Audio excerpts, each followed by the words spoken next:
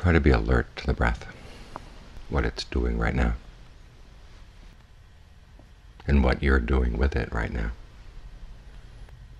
Sometimes you notice that you're putting a little bit too much pressure on it or too little pressure on it. Too little means that the mind just keeps slipping away. Too much pressure means that the breath feels confined. It's constricted and placed in a little box and can't get out. And John Lee once compared alertness to a pulley that you can, a rope over pulley that you can pull in either way. Either you pull it towards the breath, see what the breath is doing, then you pull it back to the mind to see how the mind is relating to the breath, to make sure that things are going well, things are working. And if they're not, you can make course adjustments. Pull back a little on the breath. Change your focal point. Think of the breath in other ways. If you find that the way you breathe is building up tension in the neck, think of the breath coming in the neck from the back to reverse that process. See what that does.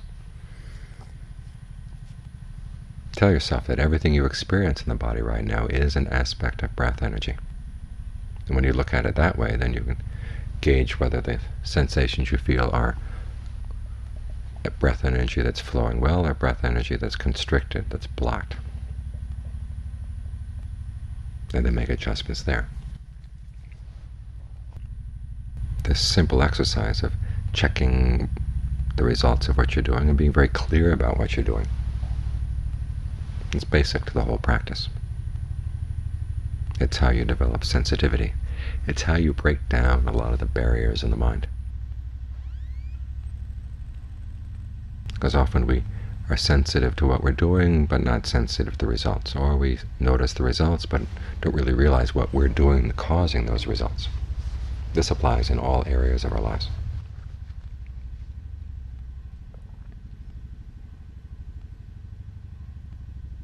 And sometimes it's simply because we haven't directed our minds in the right direction. Other times it's a little bit more willful. There are certain things we don't want to see. And so we erect firewalls in our minds. We put up stage sets to hide things from ourselves.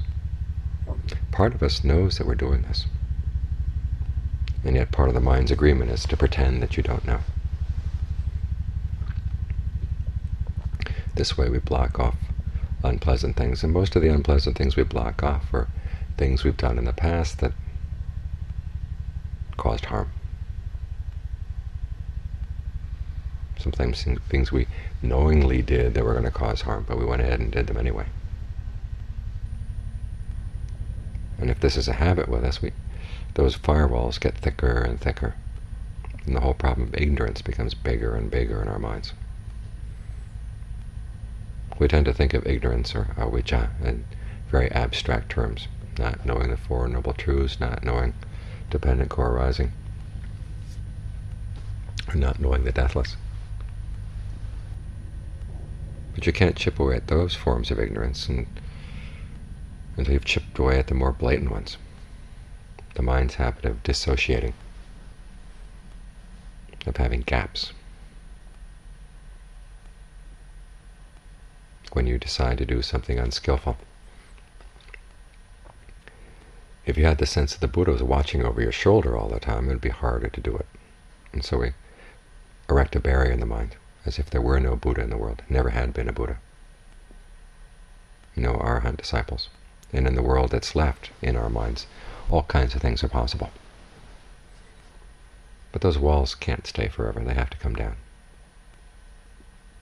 And then we expend a lot of energy in putting them back up again. So as we're practicing mindfulness, practicing alertness in the meditation, it's for the purpose of boring through those walls, letting them collapse, and having the equanimity to gauge for ourselves where we really have been skillful and where we haven't, and to learn from our mistakes. As the Buddha once said, one of the signs of a wise man is when he realizes his own foolishness. At least that's the very beginning our quest for knowledge, for our quest to overcome ignorance. And the foolishness there is not that you don't know a particular Buddhist teaching, simply that you aren't sensitive to what you're doing or sensitive to the results. Here we have this power within ourselves to shape our experience. And yet for the most part we use it in ways that cause ourselves unnecessary suffering. This, according to the Buddha, is the biggest danger in our lives. Not what other people are going to do to us, but what we do to ourselves through our actions. This is why when he focuses on the suffering in the Four Noble Truths, it's specifically the suffering that comes from craving and ignorance. There's a natural stress in the fact that things change. But the real problem is that we create suffering through our craving, through our ignorance. When it becomes a habit to put up those walls, we get in a position where we can't even trust ourselves to do the right thing, not even for our own good. That's scary. I've told before the story of the Alaskan shaman who, gosh, it must have been decades ago, was interviewed by an anthropologist about his tribe's religious beliefs. And the shaman went along with the anthropologist's questions for a while, but then finally noted that it's not what we believe that matters. It's not that we believe, he says, what we fear. That's what matters. And a lot of the Buddhist teachings come right down to this. What is there to fear? It's our own misuse of our power to shape our lives. And his teachings are designed to help us learn how to use that power more wisely. And that means breaking down those firewalls, breaking down those compartments that we create in our mind that allow us to do things that are unskillful. So we work with mindfulness and alertness, trying to be as continuously aware of the breath as possible without any gaps, because it's the gaps that allow ignorance to come seeping in, to create those walls, to create those little dark corners where it might seem right to act on anger, where it might seem right to act on lust, seem right to act on fear, passion, greed. It seems right because we block off so much of our knowledge of what's really right. And if it's a habit with us, and as I said, we can't trust ourselves. We end up doing things that are going to harm ourselves, harm other people, because we create these false little worlds where it seems that karma doesn't matter. We can get away with certain actions, or it won't matter, we tell ourselves. But inevitably those walls are going to have to come crashing down, and the principle of cause and effect is going to have to assert itself. And so this make-believe in which we create these walls, in which we basically lie to ourselves and agree to be deceived by our own lies, that's where we have to start our work. And we do that by working on the meditation, working on being sensitive to the breath all the time, as continuously as possible. When we learn to be true to ourselves, then the truth holds no fear, truth holds no dangers. It's when we create make-believe worlds for ourselves, we know eventually they're going to have to come tumbling down. But we do our best to keep them shored up. So in the back of the mind there's a fear of the truth, because we haven't been true to ourselves. When you learn to be true to yourself, the truth holds no danger. The truth holds no fear, because you're right there with the truth all the time. It's like a person who holds to the precept against lying. You don't lie at all, so you don't have to remember what you said to this person or what you said to that person, because you've been with the truth all the time. You've been saying the truth all the time. The same principle works on the inner level as well. If you've been with the truth all the time, nothing that the truth will serve up will have caused you any fear, cause you any danger. Because over time you learn to become more and more skillful in how you relate to the truth. Even the suffering that comes from past actions, the pain that comes from past actions, you learn how to relate to that skillfully, without trying to pretend that it's not there, without trying to make too big or too little an issue out of it, but looking at it for exactly what it is and learning to understand it. When you understand it, you can get past it. You can transcend it. And the understanding requires seeing cause and effect, seeing your actions, the results of what you've done. and learning to fine-tune your sensitivity so that you become more and more skillful in relating to the truth, which allows you to be with the truth more and more and not go running off into make-believe worlds. So when you think about the causes of suffering, remember, craving and ignorance are not abstract things. They're habits of the mind, many times willful habits of the mind. Craving comes from ignorance. Ignorance also comes from craving. We set up these walls in our minds so that we can get away with the things we want to do, but we can't really get away, which is why the craving and ignorance are causes of suffering.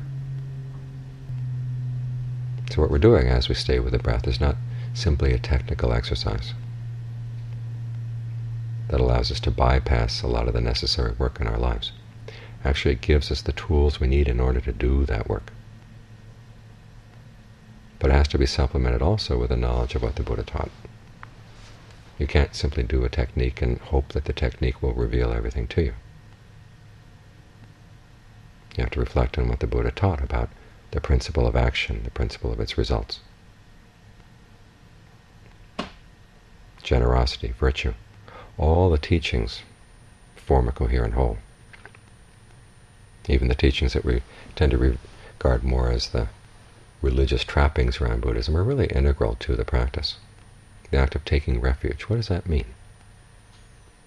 When you take the Buddha as your guide in life, one thing it means that you keep remembering him. The word sarana, refuge, is also related to the word for, it's actually the same word for to remember. You try to remember the Buddha all the time. It's as if he were looking over your shoulder, or his example is always there for you to reflect on. That this is how true happiness is found, through the way that he did it. And you look at the qualities that he developed. He developed compassion, wisdom, purity. That was the way to suffer. That was the way to the end of suffering. And he left behind the Dharma as his guide in how to develop compassion, wisdom, purity. Interestingly enough, it's always based on the idea that we want happiness. The idea of our desire for happiness many times seems to go counter to compassion, but the Buddha uses it in such a way to foster compassion. You think about the fact that you truly want happiness. Are you different from anyone else in that? Not really. Everybody thinks the same way. Everyone feels the same way. So how can you create a happiness for yourself that would be based on the suffering of other people? Because they're going to be constantly working towards their own happiness. Your search for happiness has to include your desire for other people to be happy too. Otherwise it doesn't work. When you learn to think in this way, then your desire for happiness doesn't require that you be uncompassionate or unsympathetic. Just the opposite. Same with wisdom. As the Buddha once said, the wisdom consists in asking the question, what will, when I do it, will lead to my long-term welfare and happiness? Here the emphasis is on the long term. Realizing that you are responsible for the actions that will lead to that happiness, and that you have to be careful not to go running off after short-term happiness but long-term pain. It's a desire we all sincerely have. The Buddha is simply asking us to reflect on it in a way that leads to wisdom, leads to discernment. And it's embodied in those teachings we've mentioned many times, as teachings to his son, on reflecting what you're going to do, your intention before you do something. Will it lead to harm? Will it lead to happiness? If it leads to harm, don't do it. If it looks like it's going to be harmless, then go ahead and do it. While you're doing it, however, check to see if any unexpected results are coming up. If it leads to any unexpected harm, stop the action, change, do something else. Seems to cause no harm, continue with it to the end. Even when it's done, though, it's not really done. You have to reflect on the long-term results. This applies not only to your physical actions, also to your words and to your deeds, to your thoughts. It applies to your meditation. Look at you intend to stay with the breath. You do it a certain way. Check to see the results. Is it going to cause harm? Is it causing harm? Is it causing pain right now? If it is, change. If it's not, keep going. When you come out of meditation, notice the results of your action, your meditation in your daily life. The interesting thing about these instructions, the Buddha said, is this is the way to purity. This is how you purify your thoughts, your words, and your deeds. Through looking at your actions in terms of their intentions, the quality of their results. If you see that you made a mistake, then resolve not to make it again. This is where the purity comes. That requires not having firewalls up in your mind. It means seeing the connections between what you intend to do and the results you get, and the fact that you can change if you've made a mistake. So this is how compassion, wisdom, and purity are brought about, by taking our desire for happiness and learning to work with it in a skillful way. This is the Dharma. This is how we take refuge in the Dharma, remembering these principles and actually putting them into practice. So the qualities of the Buddha and the Dhamma, the Buddha, appear within us. In which way the example of the noble disciples, the third of the triple refuge, become embodied within us. That's how we become noble disciples as well. And that's when the Buddha, the Dhamma, and Sangha become a totally internalized refuge, which is where the refuge that's really secure, which they all become one, with no dividing lines among them. Because at that point the mind becomes one with no dividing lines inside it. Wisdom, compassion, purity all come together at that point. So when we talk about divisions or lack of oneness in the mind, again, it's not simply a conceptual thing. These divisions we create through our willing ignorance, those firewalls we put up in our mind to deny that we've done certain things or that certain results have come about. So you learn to take those down through a relentless honesty, relentless mindfulness, relentless alertness. The compartments of the mind which would allow us to do things that are unskillful, which would mean that we can't trust ourselves, those get torn down. So that the mind that's truly one is a mind that can trust itself totally. There are no hidden corners. Everything is wide open in a mind like that. We gain release from the barriers that we create for ourselves. Release from the suffering we create for ourselves. When those barriers and that suffering is gone, there's nothing to tie the mind down, nothing to weigh it down. So when we're looking for the freedom and the release and the Buddha talks about, this is where we look. Learning to see through the barriers we create for ourselves. It's right here to be seen. Simply we have to learn how to stop creating those barriers. It's a demanding path, but at least it's a path of possibility. You don't have to depend on anyone else. You don't have to be afraid that other people are not going to do the work for you, because all the work is work for you to do. And the more you tear those barriers down, the more you can trust yourself to do the work properly.